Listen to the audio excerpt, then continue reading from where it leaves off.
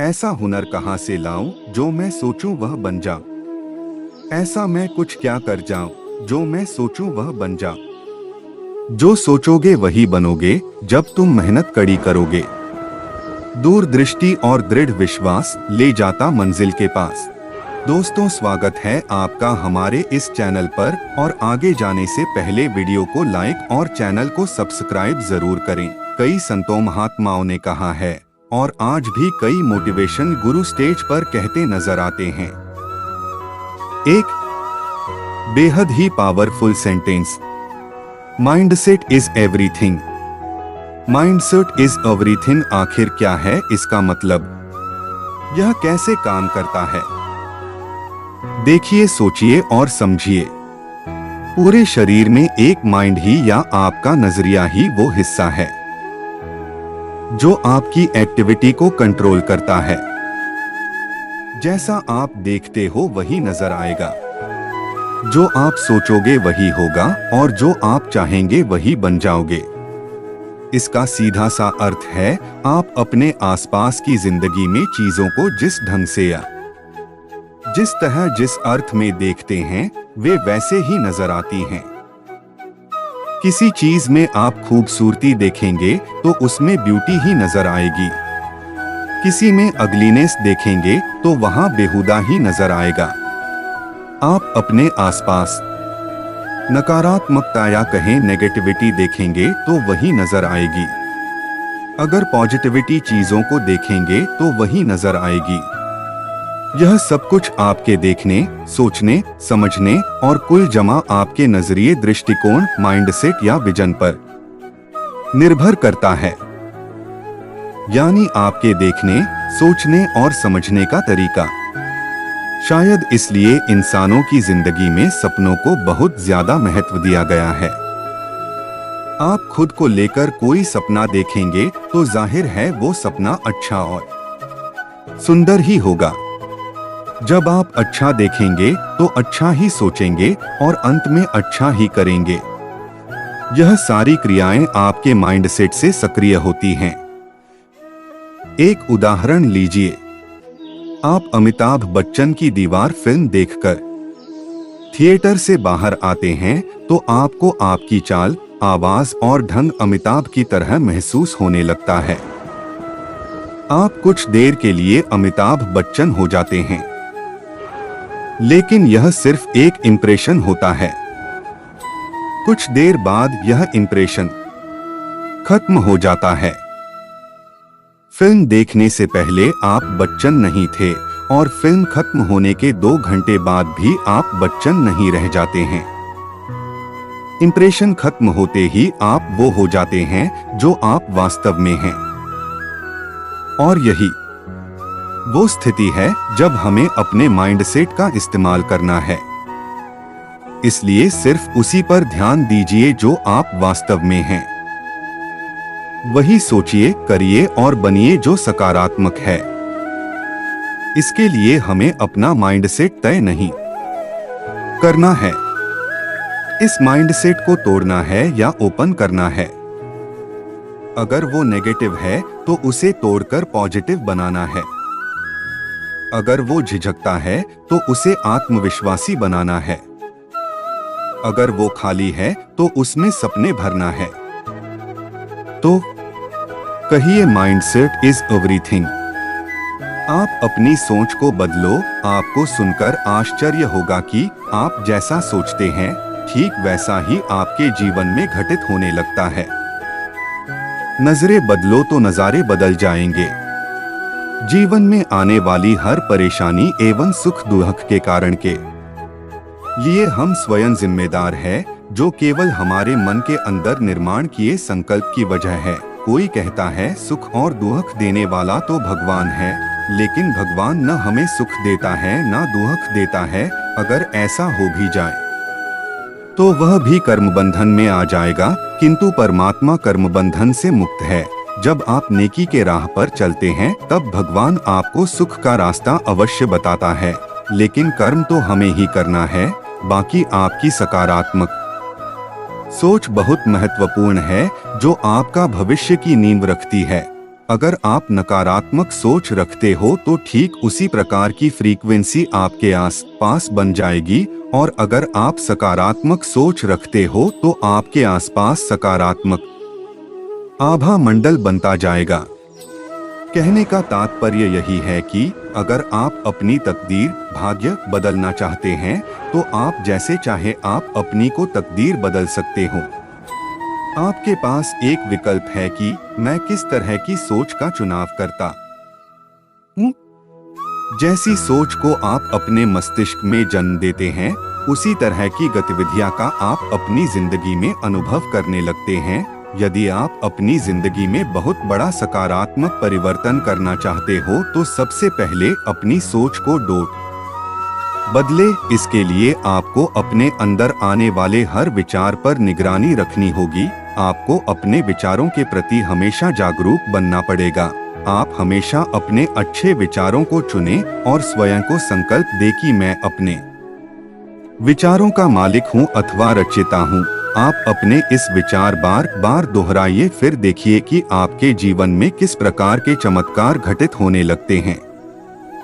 प्रसिद्ध उद्योगपति धीरूभाई अंबानी जी का कहना था कि जो सपने देखने की हिम्मत रखते हैं वो पूरी दुनिया जीत सकते हैं। अब्राहम थॉमस लिंकन भी कम पढ़े लिखे थे। अपनी गरीबी के कारण उन्होंने अपनी पढ़ाई जैसे तैसे पूर्ण की थी। उनके जीवन में काफी परेशानियां आई, किंतु वे कभी अपनी इन परिस्थितियों से मायूस नहीं हुए। हर वक्त सकारात्मक विचार और उमंग एवं उत्साह से आगे बढ़ते गए और एक दिन वे संयुक्त राष्ट्र संघ के राष्ट्रपति बने। अपने आप में सपने सजाने की आदत डालो। सपना सजाना कोई बुरी बात नहीं है। अगर आप अपने मानसिक पटल पर कोई तस्वीर देखते हो तो वह सबसे पहले आपके वृत्ति में आता है, और वही प्रक्रिया अगर हम बार बार करते हैं तो वह हमारे संस्कार बन जाते हैं, और वैसी हमारी प्रवृत्ति बनती जाती है। तो हमारे मानसिक तस्वीर की प्रक्रिया की प्रबल शक्ति का कारण यह है कि जब आप दिमाग में मनचाही चीजों के साथ आप तस्वीर बनाने लगते हो तो आपके मन के भाव जागृत होते जाते हैं, और यह भावनाएं जितनी सशक्त होगी उतनी ब्रह्मांडीय शक्ति आपके लिए सकारात्मक वायुमंडल अथवा माहौल बना देगी। राइट ब्रदर ने एक बात ठान ली थी कि हमें आकाश में उड़ना ही है। वर्ष 1903 में उनकी मेहनत कामयाब हुई और दुनिया का सबसे पहला हवाई जहाज को उन्होंने निर्मित भी किया। अपने दिमाग को शांत रखें। अपने मस्तिष्क पर विजय पाने का एक मजेदार तरीका है, अपने दिमाग को शांत रखिए। उसके लिए नित्य सुबह शाम आधा से 1 घंटा मेडिटेशन ध्यान करें। मेडिटेशन से विचारों को नियंत्रित करने में मदद मिलती है और सारा शरीर चार्ज हो जाता है, जिसके कारण दिन भर स्फूर्ति रहती है। व्यर्थ विचार और नकारात्मक विचारों का परहेज करें। ऐसे माहौल से दूर रहे जहां नकारात्मकता हो। झूठी बातें, झूठा व्यवहार न करें जिसके कारण मन अधिक मात्रा में तर्क वितर्क करता है। एक झूठ छिपाने के लिए मन 1000 विचारों की सलाह लेता है, और सच बोलने वालों को बस एक बार ही कहना पड़ता है और उसका मन कोई तर्क वितर्क नहीं करता। हमारे ऋषिमुनि की वाणी में इतना शक्ति होती थी कि उनके द्वारा कहे गए कथन सत्य हो जाता थे। सत्य बोलने से वाणी की सिद्धि अपने आप प्राप्त होती है और हमारी संकल्प शक्ति बढ़ती है, जिसके कारण हमारे केवल एक संकल्प मात्र से हमें सफलता मिल जाती है। अपने आप पर यकीन करें। आप पहले अपने प्रति यकीन करना सीखें। अपने आत्मविश्वास को जगाएं कि मैं किसी भी हालत में अपना अधिकार प्राप्त कर ही लूंगा। जीवन में जो चीज आपको चाहिए उसके लिए ऐसा पूरे विश्वास के साथ समझे कि यह चीज अब मेरी हो चुकी है, मैं उसका हकदार हूँ और मैं उसका मालिक हूँ। आप जो चाहे पा सकते हो, बस उसे अपने विचारों के सांचे में ढालने का आपको तरीका आपको आना चाहिए। ऐसा कोई सपना नहीं जो पूरा न हो सके। आप अपने माध्यम से काम कर रही रचनात्मक शक्ति का प्रयोग करना सीख ले। बस उसके कारण आप अपने भाग्य के दरवाजे ज्यादा खोल लेते हैं।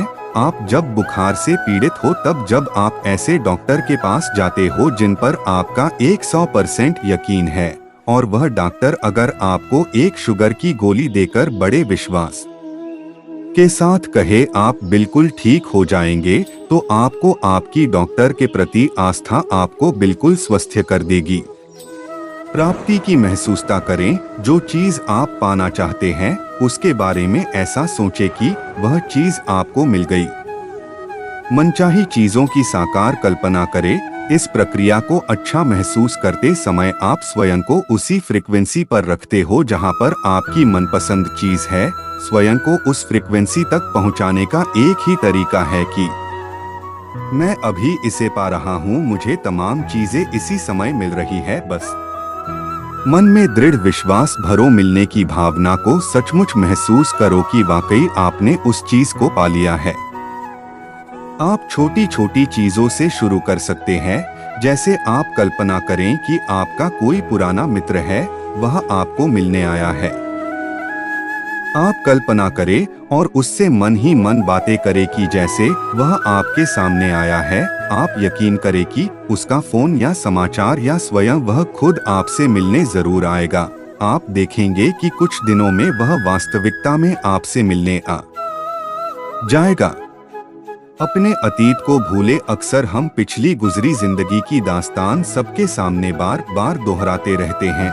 मेरे साथ बहुत बुरा हुआ था, मैं उस घटना को भूल नहीं सकता, मैंने बहुत खराब दिन देखे। इस तरह हम अपने आप में नकारात्मक ऊर्जा भरते रहते हैं।